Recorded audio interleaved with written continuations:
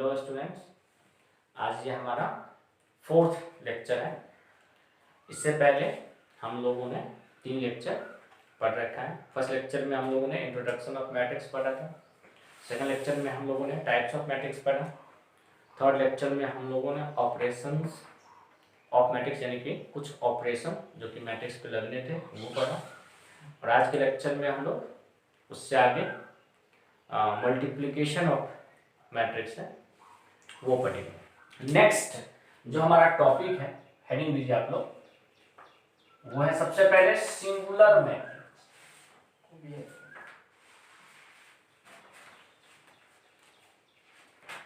Singular matrix.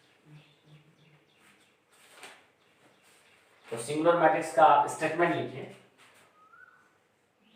A matrix capital A is said to be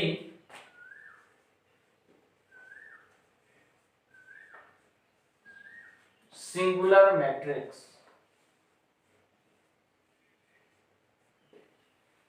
if determinant of A equals to 0।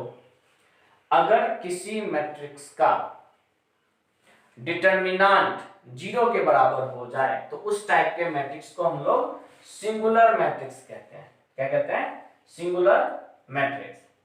Singular matrix के बाद इसमें एक और चीज है, दूसरा जो कि आप हेडिंग दे दीजिए, वो होगा आपका नॉन सिंगुलर मैट्रिक्स। नॉन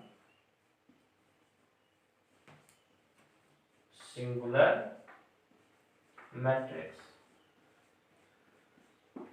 ये भी आपको नाम से पता चल रहा है कि ये सिंगुलर, ये नॉन सिंगुलर। तो जस्ट इसका अपोजिट कहने का मतलब कि अगर ए का डिटर्मिनेंट 0 के बराबर हो जाए तो ये सिंगुलर होगा और ए का डिटर्मिनेंट 0 के बराबर नहीं हो तो नॉन सिंगुलर होगा। इसका भी स्टेटमेंट आप लोग लिख लीजिए। ए matrix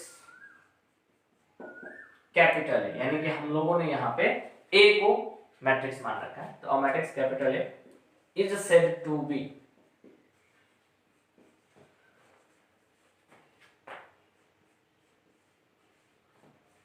non singular if determinant of A not equal to 0। जब डिटर्मिनेंट ऑफ A 0 के बराबर नहीं होगा तो उस टाइप के मैट्रिक्स को हम लोग बोलेंगे नॉन सिंगुलर मैट्रिक्स। अब इसके बेस पे आप लोग एक क्वेश्चन लिखिए। क्वेश्चन है, find the value of lambda comma so that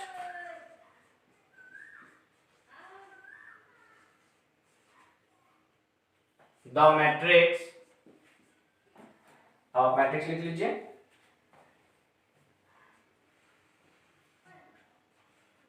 one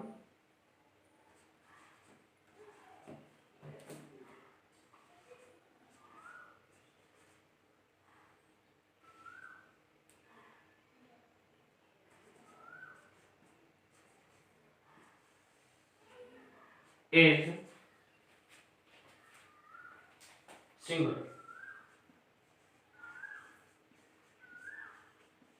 यानी कि एक मैट्रिक्स दे रखा है और बोला जा रहा है कि ये क्या है? सिंगुलर मैट्रिक्स है। और अगर ये सिंगुलर मैट्रिक्स है तो आपने यहां से लैम्डा का वैल्यू फाइंड करना है। तो लेट सॉल्यूशन के लिए सबसे पहले सॉल्यूशन के लिए मान लेते हैं कि लेट, या फिर ये जो गिवन मैट्रिक्स है उसको ए मान लीजिए, पहले मानना ही पड़ेगा। तो लेट ए बराबर, लेट नहीं, गिवन मैट्रिक्स ए बराबर, यानी कि जो मैट्रिक्स गिवन है उसको क्या मान लीजिए? ए।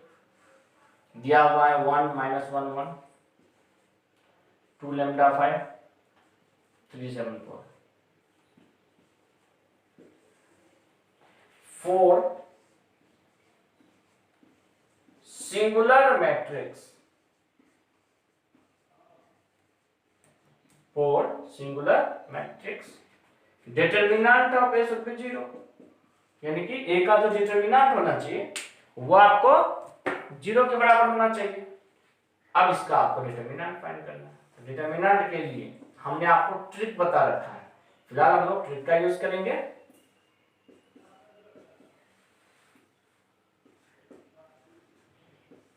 इसका वैल्यू आपको गिवन है किसके बराबर, तो 0 के बराबर। ट्रिक क्या बताए थे कि पहला रो सेकेंड रो रिपीट करेंगे, रिपीट कर दिए। रिपीट करने के बाद इसको मल्टीप्लाई कीजिए, ये हो गया 4 लैम्डा, इसको मल्टीप्लाई कीजिए, ये हो गया आपका 14, और इसको मल्टीप्लाई कीजिए, ये हो गया आपका -15। इन तीनों को ऐड करके जो वैल्यू आएगा उसको हम लोग मान लिए p, क्या मान लिए p, ये हो जाएगा आपका 4 लैम्डा -1, यहाँ 1 लैम्डा और 3 को मल्टीप्लाई करेंगे तो 3 लैम्डा, 5 7 को मल्टीप्लाई करेंगे तो 35, 4 -1 और 2 को मल्टीप्लाई करेंगे तो -8, और इसको सोल्व करके हम लोग क्यों मानते हैं, और इसका वैल्यू हो जाएगा 3 लैम्डा प्लस 27। और ये जो हमारा डिटर्मिनेंट का वैल्यू, आगे हम लोग यहाँ पे सोल्व करते हैं क्वेश्चन को, यानी इस डिटर्मिनेंट a का जो वैल्यू हो जाएगा जो कि 0 के बराबर दे रखा है, वो हो जाएगा आपका p माइनस q बराबर 0। ट्रिक बताया थे आपको हम लास्ट लेक्चर में। तो p का वैल्यू यहाँ पे है कितना, तो 4 लैम्डा -1, और यहाँ पे q का वैल्यू कितना है आपका, तो 3 लैम्डा प्लस 27 बराबर 0, यानी कि 4 लैम्डा में से 3 लैम्डा चला गया तो लैम्डा, और -1 में से 27, 27 माइनस हो गया तो -28 बराबर 0, यानी कि यहाँ से आपका लैम्डा का वैल्यू कितना हो गया, तो 28 हो गया। तो सिंगुलर के लिए लैम्डा को कितना होना पड़ेगा, 28 होना पड़ेगा। इसके बाद हम लोग एक और क्वेश्चन करते हैं, इसी से रिलेटेड क्वेश्चन है, find the value of k, find the value of k so that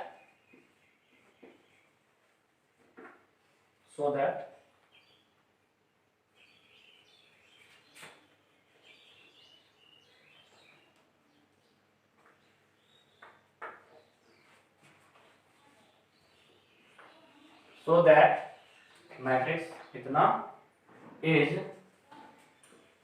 non singular. सबसे पहला चीज कह रहा है कि ये मैट्रिक्स जो है वो नॉन सिंगुलर है, तो नॉन सिंगुलर है तब के का क्या वैल्यू होगा। तो सबसे पहला चीज सॉल्यूशन में लेट ए बराबर, सबसे पहले जो मैट्रिक्स गिवन है उसको हम a इक्वल्स टू मान लिए, एज्यूम कर लिए 4 non singular determinant of a not equal to 0, यानी कि नॉन सिंगुलर होने के लिए a का डिटर्मिनेंट क्या होना चाहिए, नॉट इक्वल टू 0। तो a का determinant k 4 5 -2 should be not equal to 0। अब यहाँ पे k -2 से मल्टीप्लाई होके हो गया -2 के, ये आप 10th में ही सोल्व करना सीखे हैं। पहले आप इसको इससे मल्टीप्लाई कीजिएगा, फिर बीच में माइनस का साइन, देन ये इससे मल्टीप्लाई होगा, तो 5 × 4 20 नॉट इक्वल टू 0। इसका मतलब ये हो गया -2 के नॉट इक्वल टू 20, -2 से दोनों तरफ डिवाइड कर दीजिए, तो k नॉट इक्वल टू -10, यानी कि यहाँ पे k का वैल्यू जो होगा वो -10 के बराबर नहीं होगा। तो k नॉट इक्वल टू -10 का मतलब ये हो गया कि k का वैल्यू रियल नंबर -10 होगा। यानी कि आप ये भी बोल सकते हैं कि k -10 से छोटा और -10 से बड़ा होगा, लेकिन -10 के बराबर नहीं। नोट कीजिए। इसके बाद हमारा नेक्स्ट पॉइंट है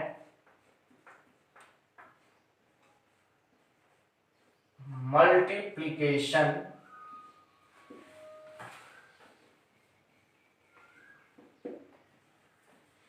ऑफ मैट्रिसेस,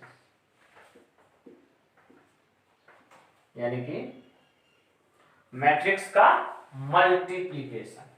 तो सबसे पहले इसमें आप एक स्टेटमेंट लिखिए।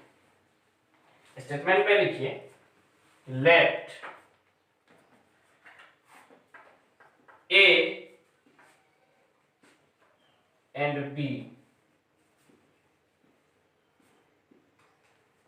B2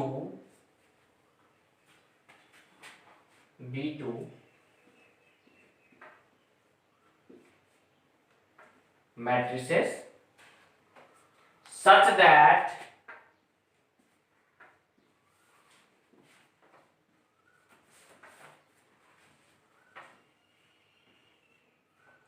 number of columns of matrix A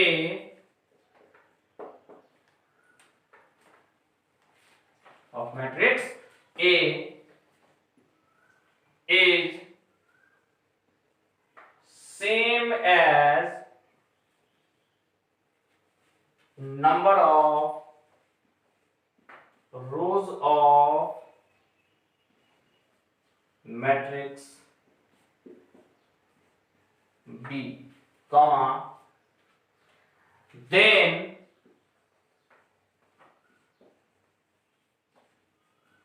the product AB is defined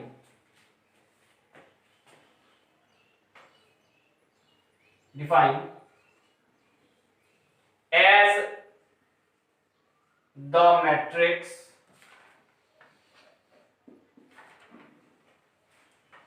whose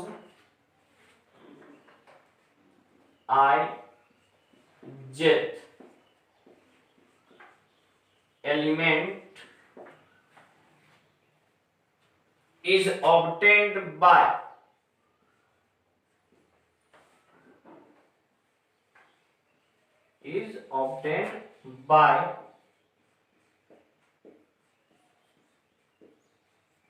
multiplying the element of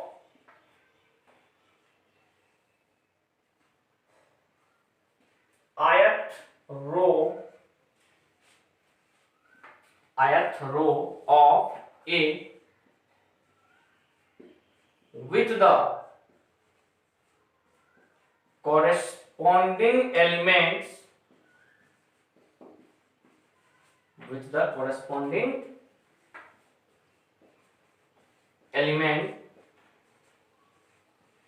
of jth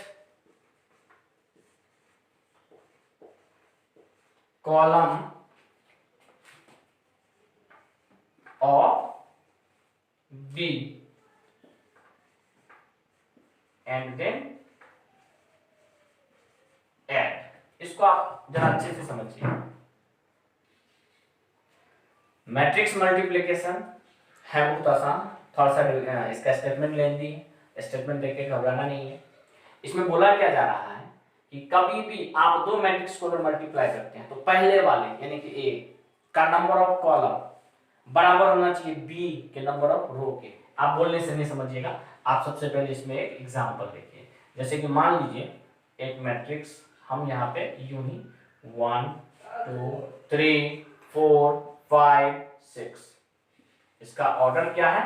तो 3 क्रॉस 2 है ना। 3 रो है, कितने कॉलम है? 2 कॉलम। इसमें जो हम मल्टीप्लाई करवाएंगे तो जो भी मैट्रिक्स होगा उस मैट्रिक्स का जो कॉलम, यहाँ पे कॉलम जो है ना, उस मैट्रिक्स का रो किसके बराबर होना चाहिए? 2 के बराबर होना चाहिए। जैसे कि अगर हम यहां मान लेते हैं 2 3 4 1 2 3, इसका ऑर्डर क्या हो गया? तो 2 क्रॉस 3। तो दो मैट्रिक्स को हम तभी मल्टीप्लाई कर सकते हैं जब पहले वाले मैट्रिक्स का नंबर ऑफ कॉलम बराबर हो दूसरे वाले मैट्रिक्स का नंबर ऑफ रो के, तब जाके हम बोलेंगे कि हाँ हम मल्टीप्लाई कर सकते हैं। तो डिफाइन होने के लिए जरूरी है। उसके बाद क्या लिखा गया है? A B is defined as the matrix, और इस तरीके से ये डिफाइन होगा कि whose ijth element is obtained by. ijth element का मतलब हो गया आपको कि कोई भी, जैसे मान लीजिए मैट्रिक्स बनाते हैं तो हमने आपको फर्स्ट लेक्चर में इंट्रोडक्शन ऑफ मैट्रिक्स में बताया था कि रो आई को और कॉलम जे को रिप्रेजेंट करता है। मान लीजिए हमको तीसरे रो का दूसरा एलिमेंट चाहिए तो 3 2 लिखेंगे ना उसकी जगह पे। तो आपका जो मैट्रिक्स मल्टीप्लाई करने के बाद ऑब्टेन्ड होगा वो ऑब्टेन्ड इस प्रकार से होगा कि ith रो ऑफ ए, यानी कि ए का हम रो यूज करेंगे और with the corresponding element of jth column of b, और b का हम कॉलम, जैसे कि अगर मान लीजिए इसको हमें मल्टीप्लाई करना है, हमें मल्टीप्लिकेशन यानी कि मल्टीप्लाई वाले मैट्रिक्स का पहला रो का पहला एलिमेंट चाहिए। तो पहला रो पहला एलिमेंट यानी कि पहले वाले मैट्रिक्स का पहला रो गुना होगा किसके साथ? तो दूसरे वाले मैट्रिक्स के पहले कॉलम के साथ, यानी कि ये जो 1 और 2 है ये मल्टीप्लाई होगा किसके साथ? 2 और 1 के साथ, यानी कि ये आपको इसके साथ मल्टीप्लाई होगा और एंड देन ऐड, और मल्टीप्लाई होने के बाद वो दोनों आपस में ऐड हो जाएगा। इसको आप फिर से सुनिए, फिर से समझिए। 1 2 किसके साथ मल्टीप्लाई होगा? तो 2 1 के साथ। तो 1 जब 2 के साथ मल्टीप्लाई हो जाएगा तो 1 क्रॉस 2, और 2 जब 1 के साथ मल्टीप्लाई होगा तो 2 क्रॉस 1, और फिर ये आपस में क्या हो जाएगा? तो ऐड। तो पहला रो पहले कॉलम के साथ मल्टीप्लाई हो गया। अब हमें इसका पहले रो का, कौन से रो का? पहले रो का कौन सा एलिमेंट? दूसरा एलिमेंट चाहिए। तो पहले वाले मैट्रिक्स का पहला ही रो रहेगा, जबकि दूसरे वाले मैट्रिक्स के हम किस कॉलम पे आ जाएंगे? तो दूसरे कॉलम पे, यानी कि 1 और 2 किसके साथ मल्टीप्लाई होगा? 3 और 2 के साथ। तो 1 मल्टीप्लाई होगा आपको 3 के साथ और 2 मल्टीप्लाई होगा आपको 2 के साथ, और फिर ये दोनों आपस में क्या हो जाएगा? तो ऐड हो जाएगा। अब हमें पहले ही रो का कौन सा एलिमेंट चाहिए? तीसरा, यानी कि 1 3। तो पहले वाले मैट्रिक्स का पहला ही रो रहेगा, लेकिन यहां पे सेकेंड वाले मैट्रिक्स का थर्ड कॉलम आएगा। तो 1 मल्टीप्लाई होगा किसके साथ? 4 के साथ, और 2 मल्टीप्लाई होगा किसके साथ? 3 के साथ। इसी प्रकार से हम लोगों ने पहले रो को फाइंड करा। अब हम लोग आएंगे दूसरे रो पे। तो दूसरे रो का पहला एलिमेंट, तो दूसरा रो, तो जैसे दूसरा रो नाम आया तो यहाँ पे आप दूसरे रो पे आ जाइए। तो दूसरा रो क्या है? 3 4। अब जब दूसरा रो पहले एलिमेंट के साथ मल्टीप्लाई होगा तो ये हो जाएगा 3 क्रॉस 2 प्लस 4 क्रॉस 1। उसी प्रकार से जब ये सेकेंड कॉलम के साथ मल्टीप्लाई हो जाएगा फिर दूसरा एलिमेंट हो जाएगा 3 क्रॉस 3 प्लस 4 क्रॉस 2। फिर इसके बाद सेकेंड रो थर्ड कॉलम के साथ 3 क्रॉस 4 प्लस 4 क्रॉस 3। अब जैसे ही सेकेंड रो हमारा कंप्लीट हो गया, अब हम वापस आ जाएंगे किस पे? तो थर्ड रो पे। थर्ड रो में क्या है? तो 5 6। तो 5 6 सबसे पहले पहले कॉलम के साथ मल्टीप्लाई होगा, तो ये हो गया 5 इंटू 2 प्लस 6 इंटू 1। यहाँ पे जाएगा 5 इंटू 3 प्लस 6 इंटू 2। यहाँ हो जाएगा 5 into 4 plus 6 into 3।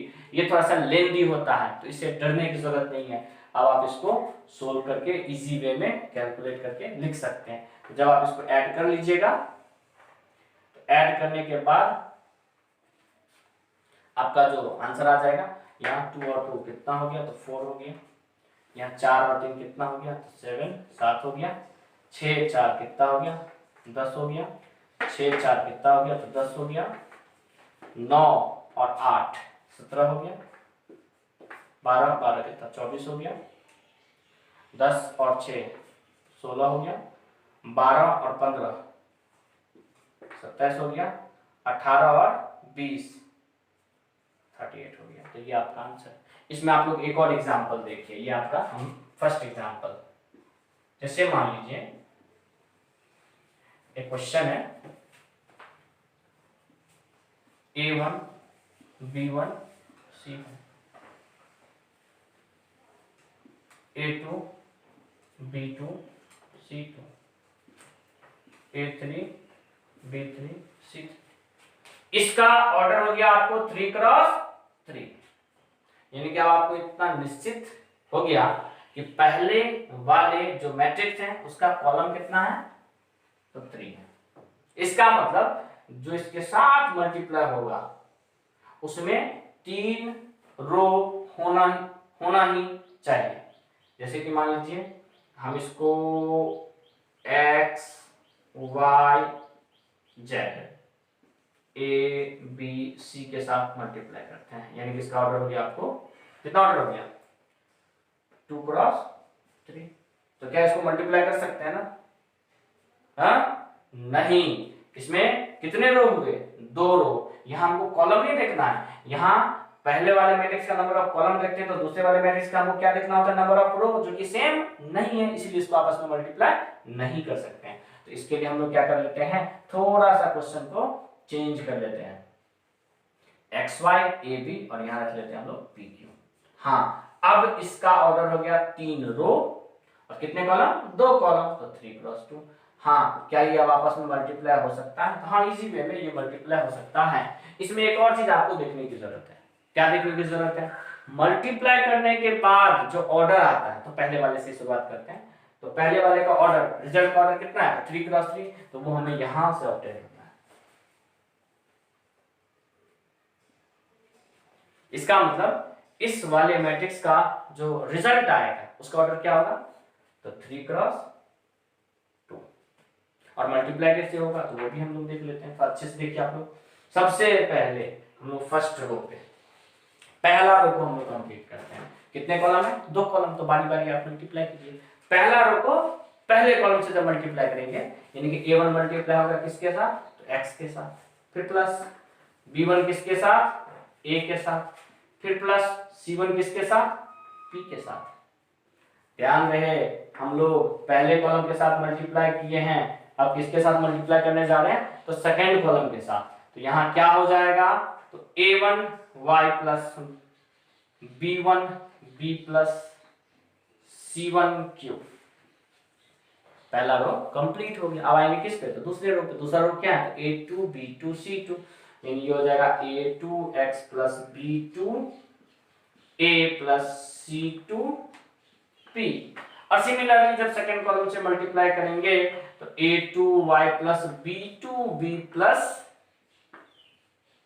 C2 Q। अब आते हैं तीसरे रो पे। तीसरा रो क्या है, तो A3 x plus B3 A plus C3 P। A3 y plus B3 B plus C3 Q। और इसका ऑर्डर तो कितने रो, 1 रो 2 रो 3 रो, और कॉलम तो आपको कितना 6 दिख रहा होगा ना, 9। ये ऐड है, सेपरेट नहीं है, तो ये एक कॉलम और ये दूसरा कॉलम, इसका ऑर्डर हो गया 3 क्रॉस 2। अब इसमें एक आध एग्जांपल और क्या देखते हैं कि अगर मान लीजिए हमें एक मैट्रिक्स को मल्टीप्लाई करना है जो कि इस तरीके का है, इसका रिजल्ट क्या होगा, क्या ये मल्टीप्लाई हो सकता है, और अगर ये मल्टीप्लाई हो सकता है तो इसका ऑर्डर, रिजल्ट का ऑर्डर क्या होगा। तो सबसे पहला चीज, ये दोनों सेम है, इसका मतलब हाँ ये दोनों मैट्रिक्स मल्टीप्लाई हो सकता है, और इसका जो रिजल्ट आएगा वो आएगा ये, यानी कि पहले से आपका जो रिजल्ट आ गया वो आ गया 1 क्रॉस 3। पहले दो मैट्रिक्स को मल्टीप्लाई करेंगे तो रिजल्ट क्या आएगा, 1 क्रॉस 3। अब इस 1 क्रॉस 3 को आप मल्टीप्लाई करो किसके साथ, 3 क्रॉस 1 के साथ। क्या देखो ये दोनों आपस में मल्टीप्लाई हो सकता है, तो हाँ ये दोनों एलिमेंट आपस में सेम है, पहले का नंबर ऑफ कॉलम दूसरे का नंबर ऑफ रो के बराबर होना चाहिए, जो कि है। तो इसका जो रिजल्ट आएगा वो ये हो जाएगा, यानी कि इसका आंसर 1 क्रॉस 1। यानी कि इस मैट्रिक्स को जब हम मल्टीप्लाई करेंगे तो उसका आंसर का जो ऑर्डर होगा वो होगा 1 क्रॉस 1। इसको नोट कीजिए। इसके बाद हमारा नेक्स्ट पॉइंट है रिमार्क्स। सबसे पहला पॉइंट आप लोग लिख लीजिए रिमार्क्स में, द प्रोडक्ट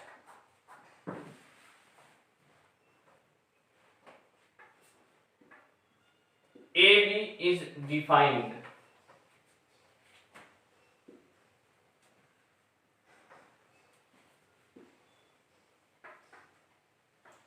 if, यानी कि AB दो मैट्रिक्स मल्टीप्लाई हो सकता है कब, if number of column of A, यानी कि पहले वाले मैट्रिक्स का नंबर ऑफ कॉलम बराबर हो, किसके बराबर हो, तो नंबर ऑफ रोज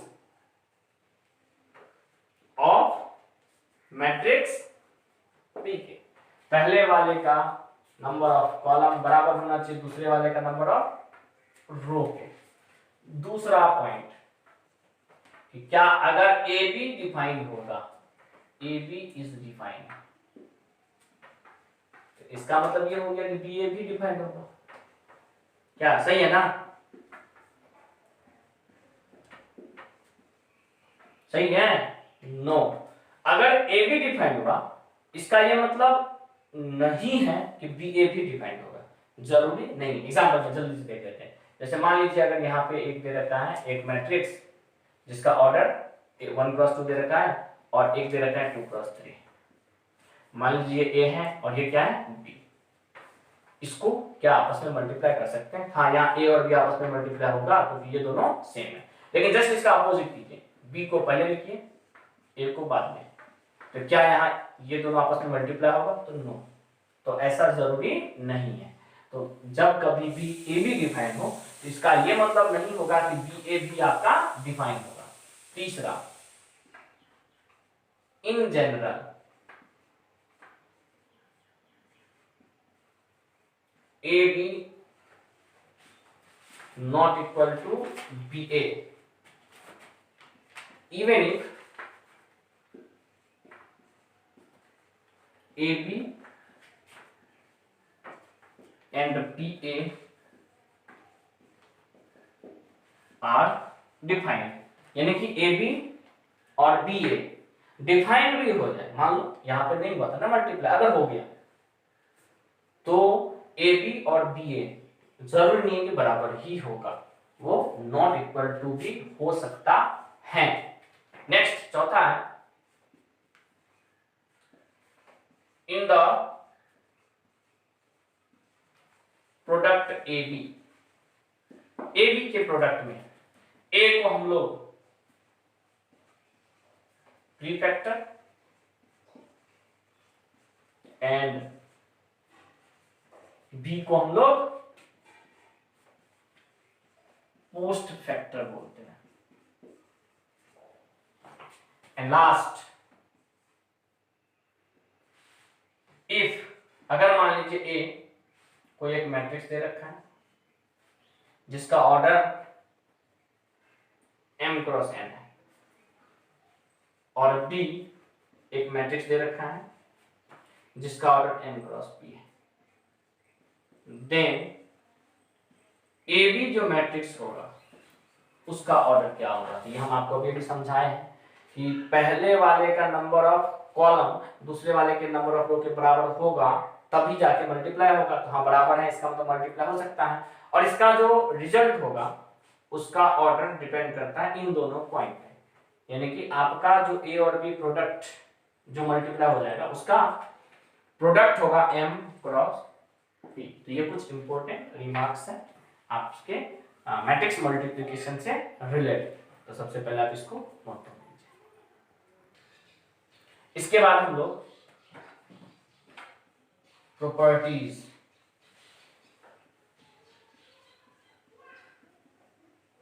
पढ़ते हैं, प्रॉपर्टीज ऑफ मैट्रिक्स मल्टीप्लिकेशन। इसमें सबसे पहला प्रॉपर्टी है, अगर ए बी मल्टीप्लाई हुआ और इसको मल्टीप्लाई किए सी से, तो ये बराबर होगा ए बी सी के। दूसरा प्रॉपर्टी, अगर मान लीजिए ए प्लस बी है, इसको आप मल्टीप्लाई करते हैं सी से।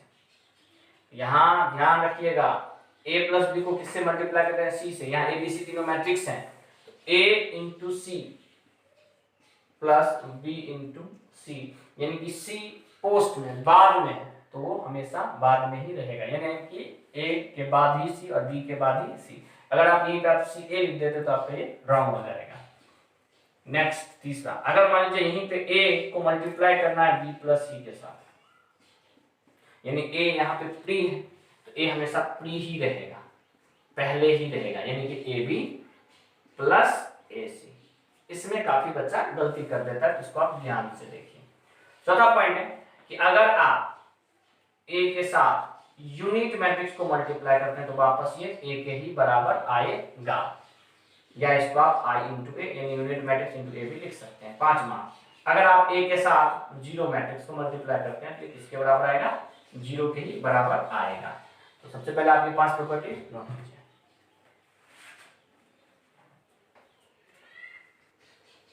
इसके बाद आपको 6th प्रॉपर्टी है, इफ ए बी बराबर जीरो, यानी कि दो मैट्रिक्स है, एक मैट्रिक्स आपका ए है और दूसरा मैट्रिक्स क्या है? बी। इन दोनों को मल्टीप्लाई करके किसके बराबर आया? जीरो के बराबर। इंप्लाइज का साइन दे दीजिए, यहां लिखिए कि एट लीस्ट वन ऑफ ए या बी इज नॉन मैट्रिक्स। आपसे यहां पे इस तरीके को से बोला जा रहा है कि अगर ए और बी दो मैट्रिक्स को आप मल्टीप्लाई कर दिए और वो जीरो के बराबर हो गया, किसके बराबर हो गया? जीरो के बराबर, तो क्या इसका मतलब ये हुआ कि ए और बी में से कोई एक नल मैट्रिक्स होगा या दोनों नल मैट्रिक्स होगा? तो ऐसा जरूरी नहीं है, तो आप इसको बीच में कट कीजिए, यानी कि ए भी जीरो के बराबर होगा और ए और बी जीरो ना भी हो तो भी चलेगा। अब जैसे कि इस पे एग्जांपल देख लेते हैं, बहुत अच्छा कंफ्यूज हो रहा होगा। जैसे मान लेते हैं कि लेट ए बराबर ए एक मैट्रिक्स,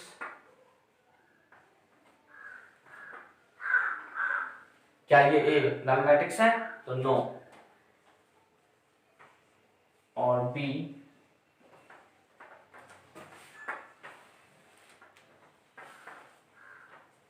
नल मैट्रिक्स है? तो नहीं। अब यहाँ ए और बी को आप आपस में मल्टीप्लाई कीजिए, तो सबसे पहले 0 2 0 0, इसको मल्टीप्लाई करना है 3 0 0 0 से। अब यहाँ पे मल्टीप्लाई करना आपको सिखा दिए हैं। वैसे भी आप क्या कीजिएगा, तो जो भी बुक आपके पास अभी फिलहाल में हो, उस बुक के एक्सरसाइज में जाइएगा और कुछ क्वेश्चन जो कि पहले से सोल्व हो मैट्रिक्स मल्टीप्लिकेशन का, उसको प्रैक्टिस जरूर कीजिएगा, क्योंकि मैट्रिक्स मल्टीप्लिकेशन के लिए प्रैक्टिस बहुत जरूरी है। हाँ, अब इसको मल्टीप्लाई करते हैं, तो 0 2 मल्टीप्लाई होगा किसके साथ? तो 3 0 के साथ, यानी कि 0 मल्टीप्लाई होगा 3 के साथ तो हो जाएगा 0, प्लस 2 मल्टीप्लाई होगा किसके साथ? 0 के साथ, ये भी क्या होगा? 0। पहला रो पहले कॉलम के साथ मल्टीप्लाई हो गया, अब किस पे आएंगे? दूसरे कॉलम पे, तो यहाँ पे फिर से 0 मल्टीप्लाई होगा 0 के साथ और 2 मल्टीप्लाई होगा 0 के साथ, तो क्या हो जाएगा? 0। सिमिलरली सेकेंड रो पे आते हैं, तो 0 3 के साथ 0 0 के साथ, यानी कि यहाँ भी ये 0 प्लस 0, यहाँ भी ये 0 प्लस 0, तो आपका जो यहाँ वैल्यू आ गया वो क्या आ गया? जीरो जीरो जीरो जीरो यानी कि नल मैट्रिक्स। तो क्या यहाँ पे ए बी जीरो है, जीरो मैट्रिक्स है? तो हाँ है। लेकिन क्या यहाँ ए और बी दोनों में से कोई एक नल मैट्रिक्स है? तो नहीं। तो ऐसा जरूरी नहीं है कि ए और बी को नल मैट्रिक्स होना ही पड़ेगा। नेक्स्ट 7वां प्रॉपर्टी लिखिए, इफ ए बी बराबर ए सी। अगर ए बी और ए सी बराबर हो तो क्या यहाँ पे बी और सी आपस में बराबर होगा? तो नहीं, ऐसा जरूरी नहीं है। इस पे भी आप एक एग्जांपल देख लीजिए। जैसे हम लोग यहाँ मान लेते हैं कि लेट ए बराबर 2 0 0 0, ए हम लोगों ने कोई एक मैट्रिक्स माना, बी बराबर 0 3 0 0, और यही हम लोग सी मान लेते हैं 0 4 0 0। अब यहां पे आप क्या कीजिए, तो ए को बी को मल्टीप्लाई कीजिए। मल्टीप्लिकेशन आप सीख चुके हैं, ये 0 0 0 0 यानी कि जीरो मैट्रिक्स आएगा। क्लियर? अब इसके बाद यहीं पे आप ए और सी को मल्टीप्लाई कीजिए, ये भी सेम जीरो मैट्रिक्स आएगा। तो क्या यहाँ पे ए बी और ए सी बराबर है? ए बी बराबर ए सी है? तो हाँ है। बट क्या यहाँ पे बी और सी बराबर है? तो नहीं, यहाँ पे बी और सी बराबर नहीं है। तो आप इस चीज को ध्यान से समझ लीजिए कि आप मैट्रिक्स में कैंसिल नहीं कर सकते। इसके कहने का मतलब तो यही हो गया। नेक्स्ट 8वां प्रॉपर्टी है आपका कि अगर ए बी बराबर 0 हो जाए, इसका मतलब बी ए भी 0 के बराबर हो जाएगा? तो नहीं, ऐसा जरूरी नहीं। सेम इसी तरीके का एग्जांपल आप इसमें ले लीजिएगा। 8 के बाद 9वां प्रॉपर्टी आपको आएगा non negative integral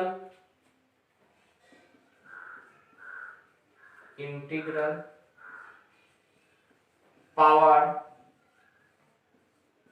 of A square matrix के लिए।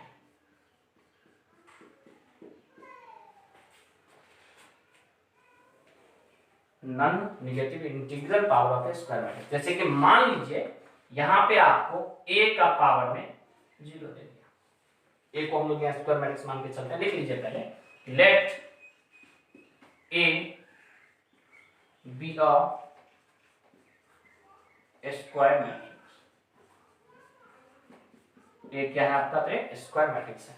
और यहाँ पे आपका सबसे पहला पॉइंट अगर आपसे पूछा जाए कि a का पावर 0 क्या होगा, तो सबको पता है कि किसी भी चीज का पावर 0 1 होता है, लेकिन मैट्रिक्स के केस में आप 1 तो नहीं लिखिएगा। तो क्या लिखिएगा? यहाँ लिखिएगा आई यानी कि यूनिट मैट्रिक्स। यूनिट मैट्रिक्स का मतलब हो गया कि आपको कि आई ही 1 के बराबर है। क्लियर? इसके बाद दूसरा पॉइंट है कि अगर मान लीजिए यहाँ पे a का पावर 1 है, a का पावर क्या है? 1 है, तो ये वापस a के ही बराबर हो जाएगा। अगर मान लीजिए कहीं a स्क्वायर लिखा हुआ है, क्या लिखा हुआ है? a square. तो a स्क्वायर का मतलब हो गया कि आपको a को मल्टीप्लाई करना है कितनी बार? तो 2 बार। यानी कि आप अच्छे से समझिए इसको, a के पावर 3 लिखा हुआ है, तो इसका मतलब हो गया कि a को मल्टीप्लाई करना है कितनी बार? 3 टाइम्स, 3 बार। यानी a into a into a।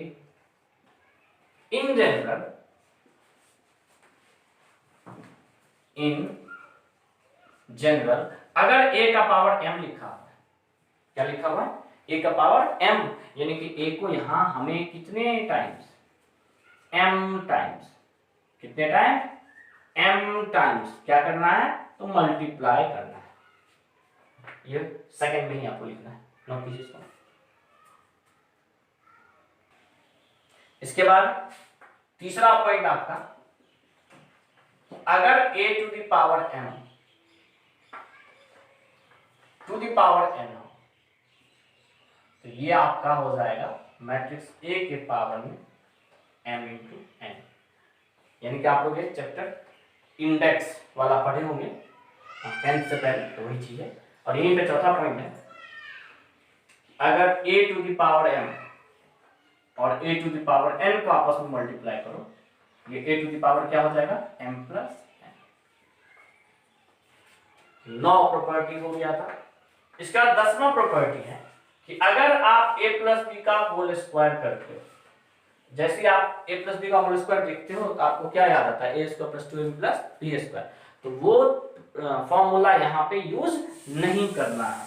क्या करना है फिर यहाँ पे, तो a प्लस बी का होल स्क्वायर है, इसका मतलब a प्लस बी को हम लोग लिखेंगे कितने टाइम्स, तो 2 टाइम्स। अभी बताया था आपको a स्क्वायर है तो a को कितने टाइम्स लिखेंगे, 2 टाइम्स लिखेंगे। अब a प्लस बी को a प्लस बी से मल्टीप्लाई करना है, इसका मतलब ये हो गया आपको कि a जब a से मल्टीप्लाई होगा तो a स्क्वायर, अब यही a जब b से मल्टीप्लाई होगा तो ab, फिर प्लस, अब इस a का इस दोनों के साथ मल्टीप्लिकेशन हो गया। अब हम इस b पे आते हैं, b मल्टीप्लाई होगा a के साथ तो ba, और b जब b के साथ मल्टीप्लाई होगा तो b स्क्वायर। बहुत बच्चा सोच रहा है सर ab और ba तो बराबर ही है, तो 2ab क्यों ना लिखिए, तो नहीं, ab और ba बराबर होगा ऐसा जरूरी नहीं है। अब यहीं पे 11वां प्रॉपर्टी है कि अगर a माइनस बी का होल स्क्वायर आपसे पूछे तो फिर से a माइनस बी को आप कितने टाइम्स, तो 2 टाइम्स लिखिए। यहाँ पे भी इसी तरीके से ये हो जाएगा a square minus A B, फिर माइनस बी ए, फिर प्लस बी स्क्वायर। अब कैंसल ना कर देना यहाँ पे, या फिर ऐड मत कर देना। 11 के बाद 12, अगर मान लीजिए a प्लस बी और a माइनस बी कहीं पे लिखा हुआ है, आपको तो याद होगा a square minus B square, तो वो गलती यहाँ पे करना नहीं है।